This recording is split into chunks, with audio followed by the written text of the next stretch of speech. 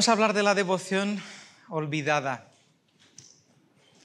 Ya lo leísteis, ¿no?, por las redes sociales y por el Telegram de la Iglesia, un poco de qué va el tema, ¿no? El cristianismo tiene, ¿no?, sus prácticas. Me acuerdo la semana pasada que Emilio estuvo hablando, ¿no?, de algunas cosas muy prácticas de otras religiones y la meditación, por ejemplo, a muchas de las religiones de Asia y las oraciones de los musulmanes que hacen siempre en los mismos horarios. Nosotros tenemos la oración, la lectura, el estudio bíblico, el ayuno también entra muchas veces, ¿no?, en algunas culturas cristianas más que otras, pero hay algo que se nos está quedando por el camino, y esa es la pregunta que quiero contestar esta mañana. Bueno, para introducir y empezar a entender un poquito el tema, no sé si esto... A ver, ¿está encendido? No, no está. ¿Cómo va a funcionar si está apagado, ¿no? Ahora, sí. Muy bien.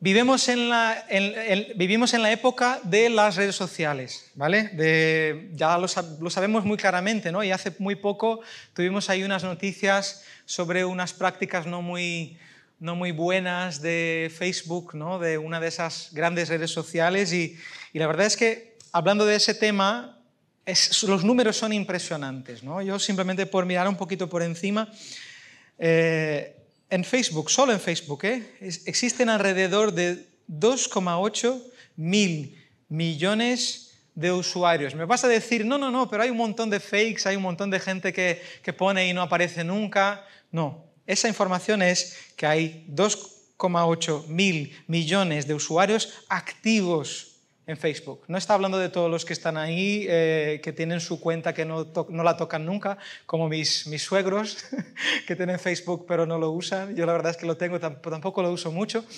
Pero está hablando de usuarios activos, de gente que publica, gente que lee, gente que mira, gente que interactúa los unos con los otros. 2,8 mil millones de personas. ¿Os acordáis más o menos cuántas personas hay en el mundo, población? 7,7 hay algunos números que dicen, creo que 2019 es el último que tenemos. 7,7 mil millones de personas. Son casi 3 mil millones de personas solo en Facebook, ¿vale? Y hay muchas otras redes.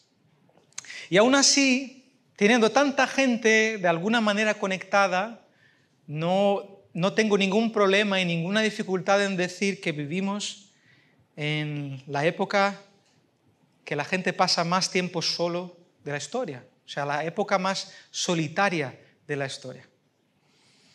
Y mirando también temas y estudios sobre ese tema de la soledad, hay un estudio hecho en 2018 en los Estados Unidos que afirmó que se hizo como una especie de encuesta con alrededor de 20.000 personas, todos adultos, ¿eh? No estamos hablando de chavales, no estamos hablando de adolescentes con problemas emocionales y problemas hormonales, que todo eso se mezcla. Estamos hablando de 20.000 adultos, ¿vale? Por lo menos la mitad de ellos contestó la encuesta diciendo que se siente solo, a veces o siempre. La mitad.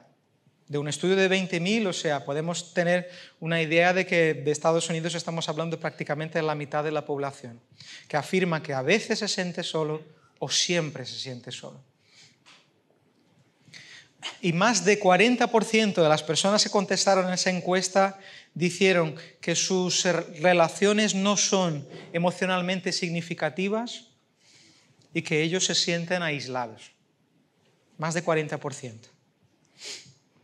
Y un poco relacionado con ese tema, para aumentar la gravedad de los resultados de este estudio que acabo de comentar, hay otro que fue realizado en 2015, que afirmó que la falta de las conexiones sociales entre las personas aumenta los riesgos generales de la salud, no estoy hablando solo de salud mental, salud general, aumenta los riesgos de la salud en el mismo nivel que fumar 15 cigarros al día o tener un trastorno relacionado con el abuso del alcohol. Es muy grave esto. Sabemos, ¿no?, de todas las noticias que hay y los estudios que hay en cuanto, por ejemplo, al abuso del alcohol o el tabaco, pero el estudio está diciendo que la falta de conexiones sociales aumenta los riesgos generales a la salud, igual que esto. Ese mismo estudio afirma también que la soledad y el aislamiento social son 2 veces más peligrosos para la salud física y mental que la obesidad. Sabemos, por ejemplo, de los problemas que hay, principalmente hablando de Estados Unidos, ¿no? Que hay una epidemia de obesidad y sabemos los problemas principalmente para la salud cardiovascular, problemas cardíacos, respiratorios y todo eso relacionado con la obesidad. Pues mira, está diciendo el estudio que la soledad y el aislamiento social son 2 veces más peligrosos para la salud física y mental que la obesidad. ¿Tenemos un problema aquí? ¿A que sí? Tenemos un problema, porque parece que vivimos en la época de las mayores conexiones sociales, ¿no? Yo ahora mismo puedo hablar con mi familia de Brasil y puedo estar en Mercadona, recordarme de mi madre porque he visto un ingrediente que ella solía usar, llamar a mi madre y hablar con ella en vídeo en ese mismo momento, maravilloso, ¿no? Parece que es más fácil conectar con las personas, pero no. Pero, ¿por qué? ¿Por qué, a pesar de que estamos tan conectados, seguimos tan solos? ¿Por qué las encuestas dicen que a pesar de que estamos llenos de herramientas que teóricamente nos hacen conectar, estamos cada vez más solos? Hay muchas respuestas propuestas en la literatura, en los estudios en cuanto a eso, pero la primera respuesta que me viene a la mente, y que también lo corroboran los estudios, es que las relaciones que tenemos no suplen nuestras necesidades afectivas, como deberían. Pero si estamos conectando con tanta gente y hay tantas herramientas como he comentado, ¿cómo puede ser que eso no nos ayude a suplir nuestras necesidades, ¿no? Y mi teoría, y tengo muchas teorías, es que las relaciones superficiales que podemos tener en la vida funcionan más o menos como funciona el azúcar en nuestro cuerpo. ¿Vale? Mucho se habla de ese tema hoy día y la verdad es que es muy interesante. El otro día estuvimos viendo, Marta y yo, un documental acerca de la dieta estándar de Estados Unidos, ¿vale? Que los estudios son hechos casi todos ahí. Y es muy interesante saber qué es lo que hace el azúcar en nuestro cuerpo y para eso lo explico un poquito, rapidito. Cuando comemos algunos tipos de alimentos, principalmente los azúcares sencillos o los hidratos de carbono sencillos, hay unos mecanismos en nuestro cuerpo, en el tema de la energía, que hace que la glucosa en nuestra sangre suba muy rápido, la insulina también suba muy rápido porque es la que controla el azúcar en la sangre, pero igual que sube rápido, desce rápido, baja rápido. Entonces, puedes comerte ahí un montón de pan en un momento y dentro de 2 horas, ¿qué pasa? Que tengo hambre otra vez, ¿vale? Es que tenemos ese subidón de energía, pero baja rápidamente. Y para mí, las relaciones superficiales hacen lo mismo con nosotros.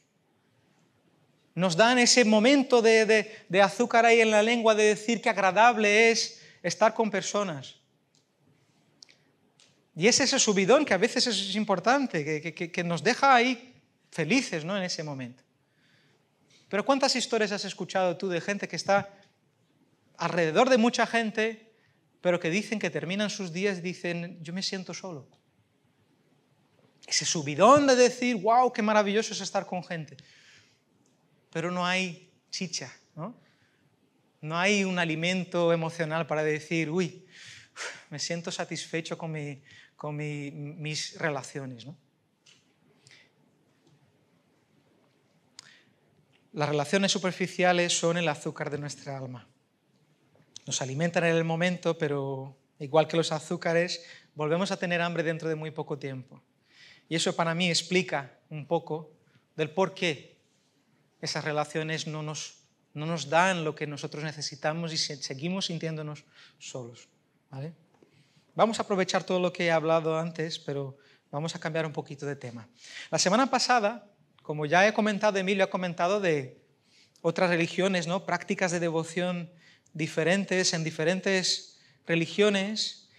Y en el cristianismo ya hemos comentado que hay muchas cosas también que sabemos que son importantes, ¿no? Estudio bíblico, la lectura, de la Biblia, la oración, el ayuno. Y mi propuesta es hablar en esta mañana de que hay una práctica que no la tenemos como devocional, pero que es tan importante como las otras demás, que es el amor. La práctica del amor fraternal como práctica devocional. Ese era el título que tenía yo pensado al principio, pero era demasiado spoiler, entonces he querido guardar un poco de misterio. Pero mi propuesta esta mañana es hablar del amor y la práctica del amor y de relaciones profundas que de verdad llenan nuestros tanques emocionales, porque ese era el plan de Dios desde el principio, pero eso no solo como algo que tenemos nosotros necesidad, sino como una manera de alabar a Dios, como una manera de buscarle, como una manera de conocerle, la práctica del amor. Y para justificarlo vamos a volver bastante al principio de toda la historia, en el estado natural del hombre. Conocemos los 2 primeros capítulos de Génesis, Marcos ha estado dando clases sobre el tema, y que sabemos que hay 2 descripciones de la creación, ¿no? Una de ellas en Génesis 1 y la segunda en Génesis 2. Y en la descripción de Génesis 2 hay una cosa muy bonita, que me parece muy interesante porque Dios hace una afirmación en cuanto al estado del hombre que acababa de crear. Vuelvo a decir, lo importante aquí es que Dios hace la afirmación. Dios es el que observa, no es el hombre que dice, oye, estoy solo. Dios es el que observa y hace la afirmación. Y dice, el Señor Dios dijo, no es bueno que el hombre esté solo, le haré una ayuda idónea. Hay muchos estudios hablando del tema de la familia y es verdad, aquí hay la primera institución de una familia, una pareja. El Señor ve la necesidad del hombre de una pareja y lo hace. Pero hay otro carácter que muchas veces nos olvidamos aquí, es que el hombre no tenía ningún igual con quien relacionarse. No solo no tenía una pareja, pero según Dios estaba solo, no había la posibilidad de tener una relación con un igual. ¿Por qué? Porque Adán en ese momento tenía una relación perfecta con Dios. No había pecado que separara a Adán de Dios. Esa relación era perfecta, esa conexión que tenía Adán con Dios. Pero aún así Dios le mira y dice, no es bueno que estés solo. ¿Por qué estaba solo? Porque no tenía un igual. Porque no tenía alguien con quien relacionarse de esa manera profunda. Que es una necesidad que el Señor puso en nosotros, de conectar con iguales. Y eso quiere decir para nosotros que por más espiritual que seas en tu casa, en tus momentos de oración, por más horas que pases encerrado en tu habitación buscando a Dios y leyendo su palabra, si te quedas ahí, estás solo. Y Dios es el que ve y dice, no es bueno que el hombre esté solo. Y eso ya nos va llamando la atención a la importancia de esa devoción que muchas veces la olvidamos. Seguimos justificando un poco el por qué eso es tan importante y es una... Vale, al siguiente. ¿Y por qué eso es tan importante para Dios y para nuestra relación con el mismo Dios? El Señor Jesús, cuando es preguntado cuál es el mayor mandamiento, su respuesta viene muy rápidamente. Él dice en el texto de Mateo 22, 35 a 40, Maestro, ¿cuál es el gran mandamiento de la ley? Y él le dijo, amarás al Señor tu Dios con todo tu corazón y con toda tu alma y con toda tu mente. Este es el grande y primer mandamiento.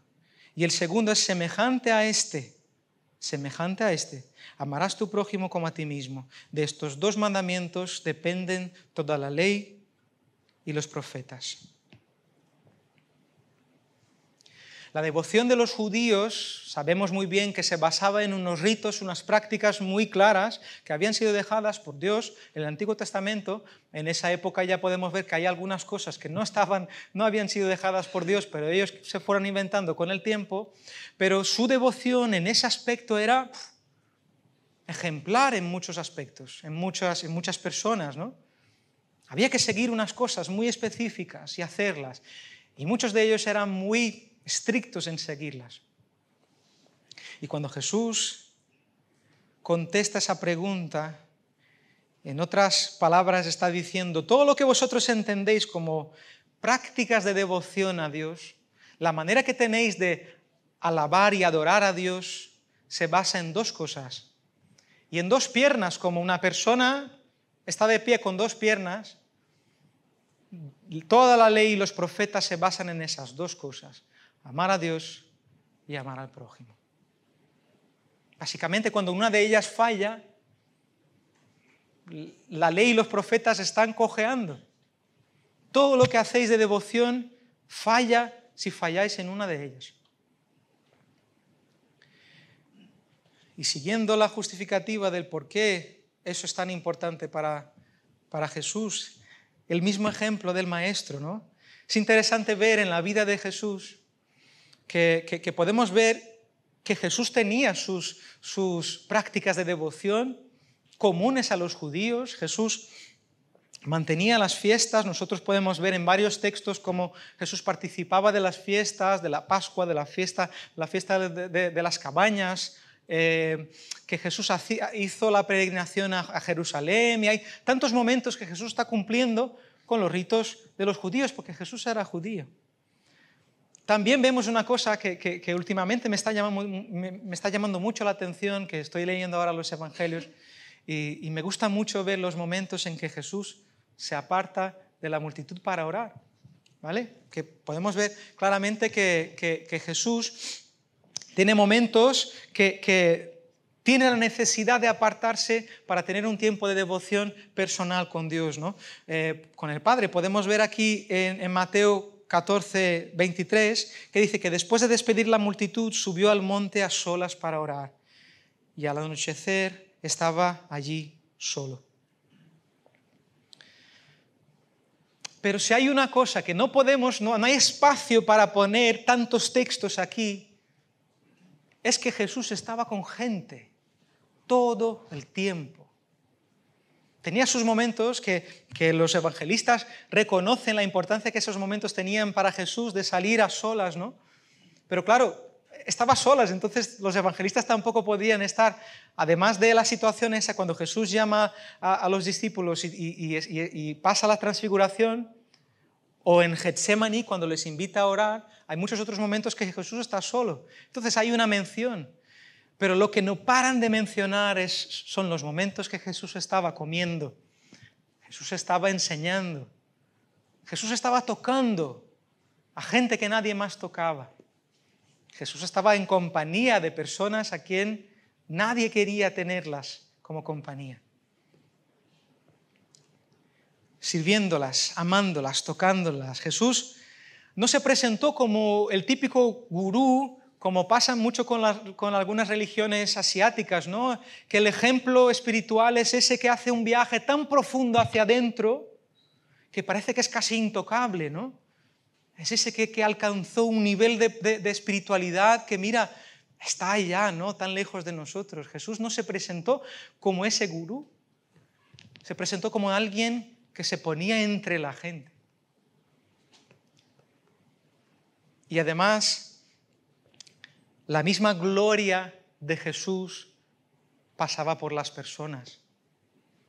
El texto que tenemos ahí en la pantalla dice, en la oración de Jesús en Juan 17, dice, yo ruego por ellos, no ruego por el mundo, sino por los que me has dado, porque son tuyos. Y todo lo mío es tuyo, y lo tuyo mío. Y he sido glorificado en ellos. La gloria que subía a Dios de la vida de Jesús no iba directamente, pasaba por la gente. He sido glorificado en ellos. Ese es el ejemplo que Jesús nos dio, de que su alabanza a Dios, al Padre, pasaba por las personas. Había sido glorificado a través de las personas y de sus vidas y de cómo el evangelio que predicaba tocaba a esas personas. Como estamos hablando de amor fraternal, no podemos hablar de amor sin hablar, no sé cómo esto va. ¿Me puedes pasar? ¿No va? Vale. Cuando falla. No podemos hablar de amor sin hablar de Juan. Juan es el llamado apóstol del amor, porque no solo habla mucho, sino que habla muy bien y muy profundamente acerca del amor. Así que vamos a desarrollar un poquito sobre ese tema en la primera carta del apóstol Juan, en el capítulo 3. Como visteis, vamos a pasar un poco por el capítulo 3 y el capítulo 4. Es imposible hablar de amor sin ir a Juan. Así que vamos primero a 1 Juan, capítulo 3. Vamos a empezar a leer a partir del versículo 11. Cuando tengamos esto funcionando, lo podemos leer ahí. Los que tenéis las Biblias, encenderlas en vuestros móviles, o los que tenéis en las manos, abrir la Biblia. Vamos a 1 Juan, capítulo 3, a partir del versículo 11. El texto dice: porque este es el mensaje que habéis oído desde el principio, que nos amemos unos a otros. Me gusta mucho intentar entrar en la mente del que escribe, ¿no? De intentar imaginar del por qué está escribiendo eso, de dónde vienen esas palabras, qué inspiraciones puede haber tenido. Y yo no consigo olvidar, cuando yo escucho esas palabras de por qué este es el mensaje que ya habéis oído desde el principio, que Juan está hablando de un mensaje, de un mandamiento que el Señor Jesús lo presentó como nuevo en su tiempo. ¿Os acordáis? En Juan 13, 34 y 35, que dice: un mandamiento nuevo os doy, que os améis los unos a los otros. Que como yo os he amado, así también os améis los unos a los otros. Y en esto conocerán que sois mis discípulos, si os tenéis amor los unos a los otros. Juan empieza ese texto diciendo que ya lo habéis oído, y seguramente de su pluma, seguramente de su boca, ya lo habéis oído. El Señor Jesús nos enseñó un mandamiento, que nos amemos los unos a los otros. Es un mandamiento, es una manera que tenéis de obedecer a Dios y así alabarle. Este mandamiento que yo recibí del Maestro como nuevo, os lo repito: nos amemos los unos a los otros. Y seguimos el texto de Juan, versículo 12 dice: no como Caín, que era del maligno y mató a su hermano. ¿Y por qué causa lo mató? Porque sus obras eran malas y las de su hermano justas. Me encanta esa mención de Juan de la historia de Caín, porque para mí el espíritu que va impregnando nuestra cultura, muchas veces dentro de la iglesia, es ese espíritu de Caín que dice en Génesis 4, a segunda parte del versículo 9, que dice, cuando Dios le pregunta: ¿dónde está tu hermano?, dice: no sé, ¿soy yo acaso guardián de mi hermano?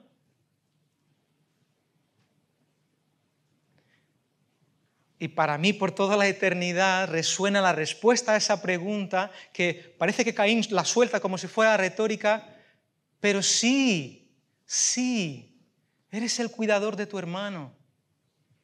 Yo soy el cuidador de mi hermano. ¿Cómo puede ser que mi hermano esté aquí a mi lado con una necesidad y no le sea su cuidador?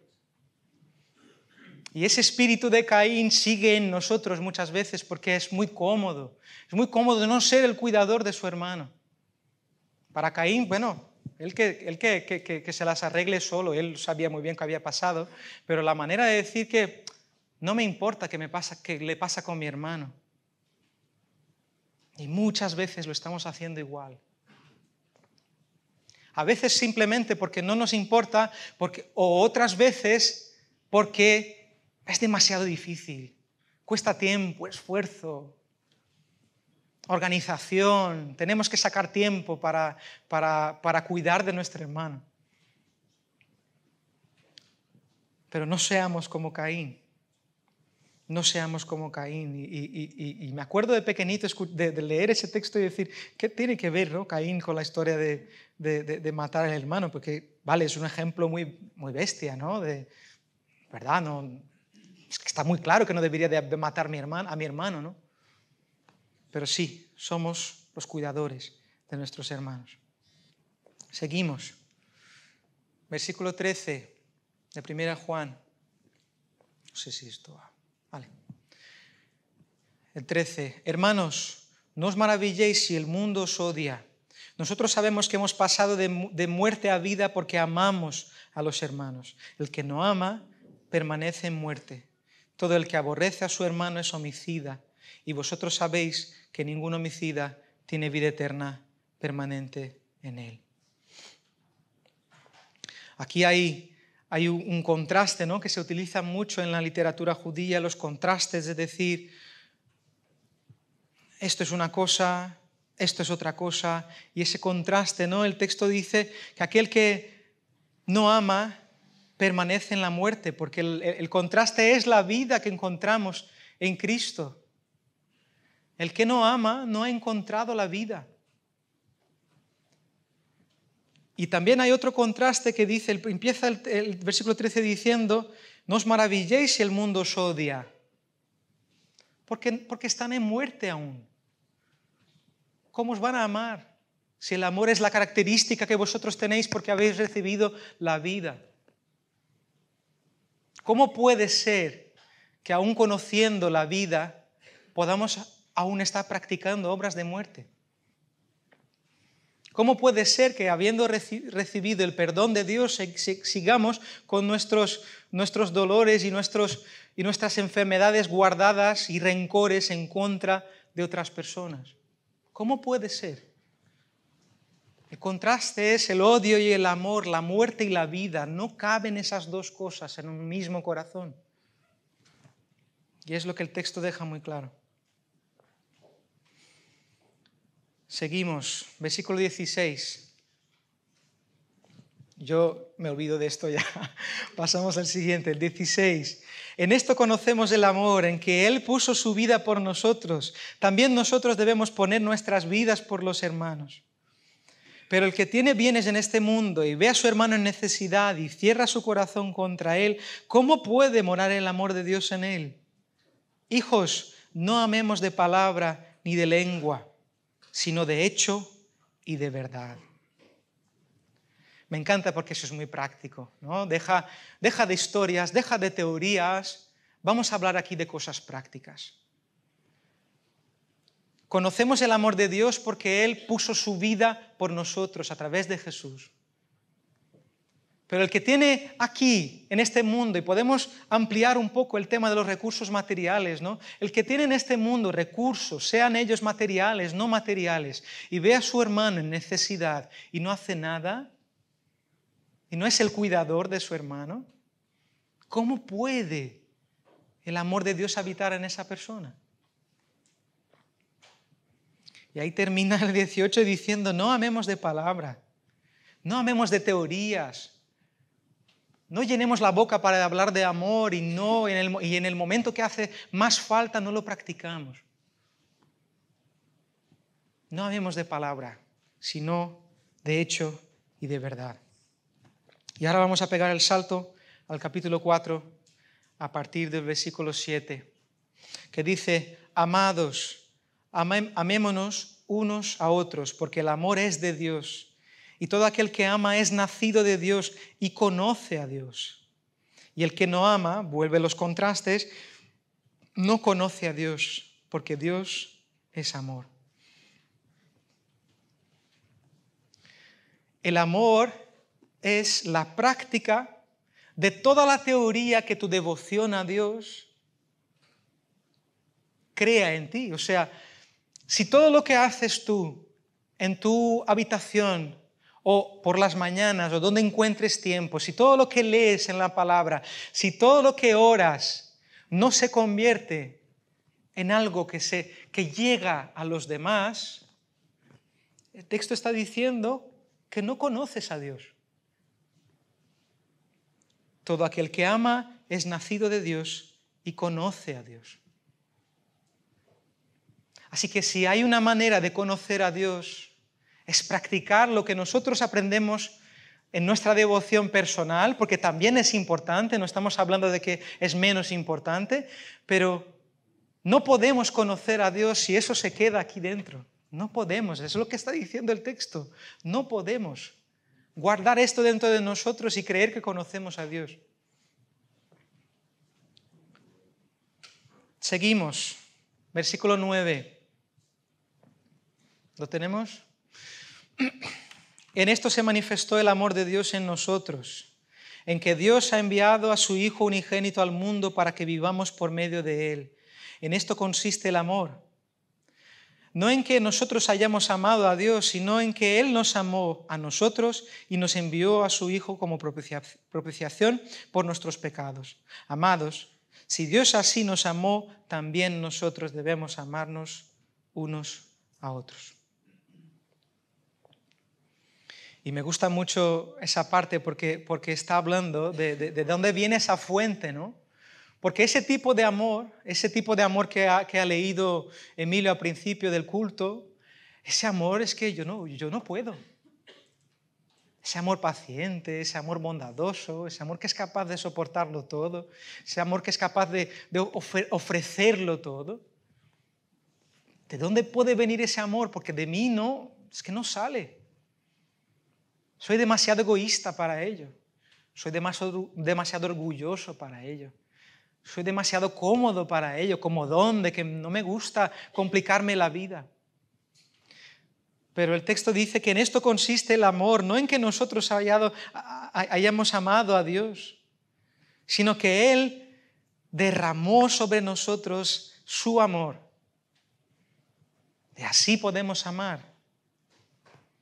Si así nos amó Dios, el último versículo, el 11, si así nos llenó el amor de Dios, podemos amar a los demás con ese amor.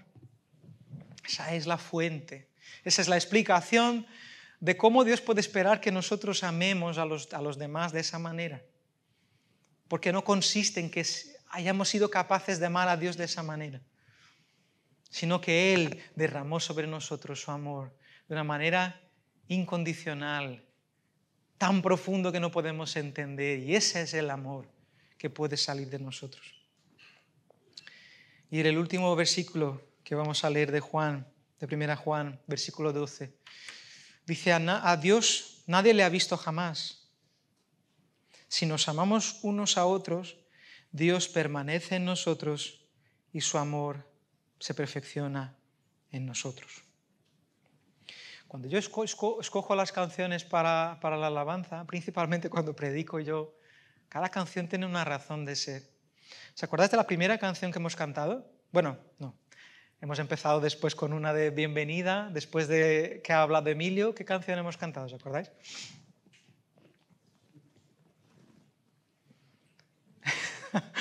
Vamos a esforzarnos un poquito más. ¿Nada? La segunda canción ha sido Abre mi corazón, Cristo. Abre mi corazón, Cristo. ¿Y qué dice? Abre mis ojos, Señor. Yo quiero verte. Yo quiero verte. Yo crecí en un ambiente, no mi iglesia nunca ha sido carismática, pero crecí en el boom del movimiento carismático en Brasil, con los dones espirituales, esos más locos que puedas imaginar, de gente dando vueltas por el suelo y gente haciendo esto y toda la iglesia cayéndose en el suelo y tal. Y me acuerdo que era muy común así escuchar esa expresión, ¿no? Te queremos ver, Señor, te queremos ver. Y tantas experiencias, ¿no? Y momentos de decir, ay, hoy he visto hoy un ángel y tal, he visto un trono donde Dios estaba sentado y los ángeles cantando y yo he visto hoy a Jesús que venía y me decía algo y tal. Vale. ¿Qué es lo que acabamos de leer en este versículo? A Dios nadie le ha visto jamás. Pero hay una manera que podemos verle. Si nos amamos los unos a los otros, Dios permanece en nosotros y su amor se perfecciona en nosotros. ¿Quieres ver a Dios? ¿Quieres ver a Dios actuando? ¿Quieres ver lo que Dios es capaz de hacer en la vida de una persona? Que es la cosa más profunda que yo he visto en mi vida. Ver lo que Dios es capaz de hacer en la vida de una persona que se entrega a Él. Historias maravillosas que he visto delante de mis ojos, la oportunidad que hemos tenido, por ejemplo, ahí en Brasil durante una época de hacer tantos trabajos evangelísticos y ver la gente llegándose a Dios. ¿Quieres ver a Dios? Ama. Es la única manera de poder ver a Dios y conocerle y que Él, habitando en nosotros, perfeccione ese amor en nosotros, desarrolle ese amor en nosotros. Porque mientras se queda ahí encerrado dentro de nosotros, mientras tengas tu vida espiritual e individual maravillosa, entre comillas, y eso se queda ahí, no conoces a Dios. Porque Jesús afirmó que Él fue glorificado en las personas. La gloria de Dios a través de tu vida va a pasar por las otras personas. Y eso no va a pasar mientras nosotros sigamos con nuestro azúcar emocional, con relaciones de buenos días, hasta luego, ¿cómo estás? Pero sin ganas de que me contestes mucho más porque no tengo tiempo. Eso no va a pasar cuando nosotros nos encontramos por unos pequeños momentos y no tenemos relaciones profundas donde esa gloria de Dios puede manifestarse, donde el poder de Dios puede manifestarse, donde el amor de Dios puede manifestarse, donde tú puedes ser un instrumento de Dios en la vida de una persona. Y al serlo, eso llena tu corazón, eso llena tu fe, eso te transforma, porque el amor de Dios es en nosotros perfeccionado. Entonces, para terminar, ya estoy terminando, unas conclusiones prácticas, porque hemos visto que la cosa no está en cosas muy de boca, que la respuesta de lo que estamos escuchando esta mañana no es de boca, es de cosas muy prácticas. Simplemente para que tengamos un poco de idea y hagamos un poco de diagnóstico de cómo vamos. ¿Cuándo fue la última vez que le has contado una cosa importante, un secreto a alguien? Porque ese tipo de cosas no se hacen con una persona con la que te encuentras una vez a la semana, un par de minutos. ¿Cuándo fue la última vez que quedaste con una persona para tomar un café? No para comer ahí un medio cerdo en una barbacoa. No que eso no signifique que en ese momento no hay relaciones. Pero no quedas para tomar un café y hablar 2 horas con una persona con la que no tienes una buena relación. O por lo menos con alguien con quien quieres entablar una buena relación. ¿Cuándo fue la última vez que lo hiciste?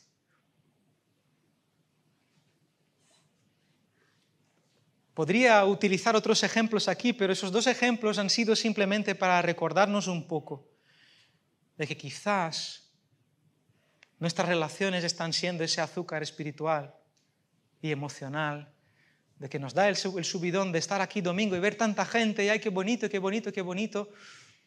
Pero nos vamos a casa y nos damos cuenta que no tenemos un amigo.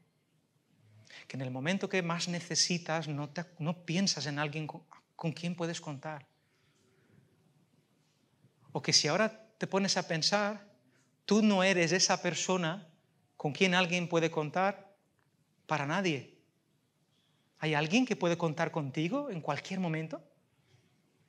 ¿Hay alguien que te puede invitar a tomar un café porque tiene ganas de hablar y no puede aguantar más lo que está pasando en su casa o en su trabajo? ¿Hay alguien que te tiene ahí en mente cada vez que pasa una cosa así? Mi propuesta esta mañana es transformar nuestra búsqueda por entablar relaciones profundas en un acto, una práctica de devoción a Dios. ¿Sabes? Ese esfuerzo que haces todos los años cuando empieza el año y dices, voy a leer más la Biblia, voy a orar más. Quiero que incluyas en ese esfuerzo el amar. Quiero que a partir de hoy reconozcas que crear y trabajar en relaciones profundas, alaba a Dios. Y que quizás tu vida espiritual está cojeando de esa pierna. Si no lo está, fenomenal, por favor, sigue así. Quiero ser tu amigo. Pero yo me miro a mí mismo y me he hecho demasiado comodón. Miro mi vida y digo, me cuesta mucho encontrar tiempo para ese tipo de relaciones. Pues algo va mal, algo va mal. Porque el que no ama, no el que no se encuentra con la gente, no el que no dice buenos días, el que no ama, y amor es todo lo que hemos escuchado al principio, el que no ama no conoce a Dios y no puede conocerlo más. Así que si quieres amar más a Dios, si quieres conocerle mejor, si quieres que el carácter de Dios sea perfeccionado en tu corazón, hay que leer la Biblia, hay que orar, pero hay que amar. Y termino repitiendo el mandamiento del Maestro, las palabras del Maestro que puso todo eso que he dicho yo en la práctica más práctica de las prácticas. Un nuevo mandamiento os doy, que os améis los unos a los otros, que como yo os he amado, así también os améis los unos a los otros. En esto conocerán todos que sois mis discípulos, si os tenéis amor los unos a los otros. Señor, reconocemos que este amor no puede venir de nosotros. Sabiamente el apóstol Juan dice que el amor no consiste en que te hayamos amado, o que seamos capaces, Señor, de ofrecer ese amor que no tenemos a las personas. Pero la primera parte de ese proceso ya la tenemos, Señor. Nos amaste con un amor de una profundidad, de una anchura que no podemos entender. Ese amor ya llegó a nosotros, Señor. No nos dejes guardarlo para nosotros, porque eso se va a pudrir ahí, Señor. Y no se va a convertir en un conocimiento tuyo, en una devoción tuya, Señor, hacia ti.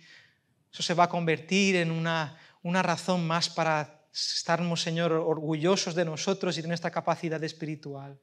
Ayúdanos, Señor, a recibir de ti cada día y a regalarlo, Señor.